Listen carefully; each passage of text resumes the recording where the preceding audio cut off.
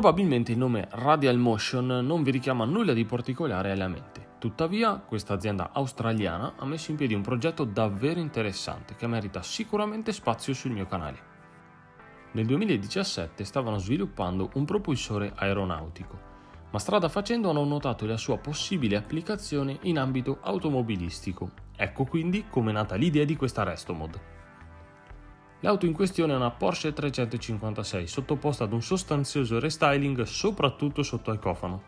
È stato infatti installato uno dei loro motori radiali a 3 cilindri.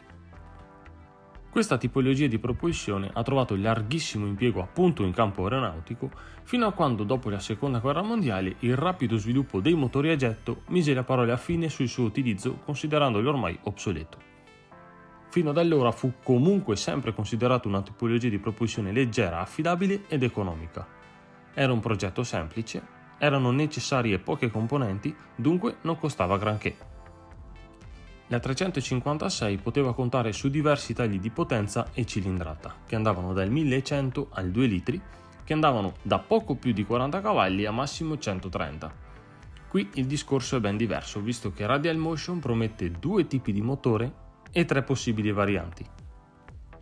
Il 3 cilindri verrà proposto in versione aspirata da 2 litri con 200 cavalli o 2,1 litri con 210 cavalli, mentre la terza opzione prevede la sovralimentazione con potenze ben superiori agli aspirati.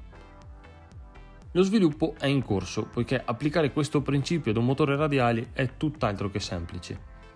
L'aria compressa dopo il passaggio nella turbina dovrà essere portata singolarmente ad ogni cilindro, differentemente da quanto accade nei motori con cilindri in linea o a V, che necessitano di un solo condotto per un intero blocco di cilindri.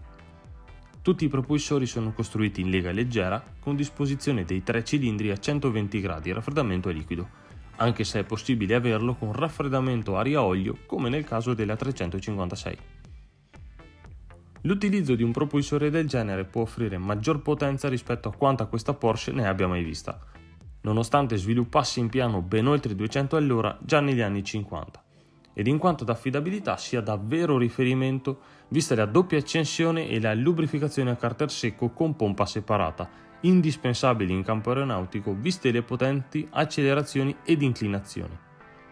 Ottimo anche in quanto a peso, che oscilla tra i 75 e i 95 kg, proprio poco rispetto ai propulsori tradizionali, ma non garantendo l'abbassamento del baricentro sarà difficile da guidare. Si potrà equipaggiare allo stesso modo anche il Volkswagen Transporter o il Maggiolino, essendo teoricamente la stessa base di partenza. Insomma, è un'idea malsana che aggiunge potenza ad un modello iconico del marchio di Stoccarda. Sarà potente soprattutto in versione turbo, sarà difficile da guidare e ci si potrà vantare con gli amici di avere dietro alle chiappe un motore aeronautico. Mi piace!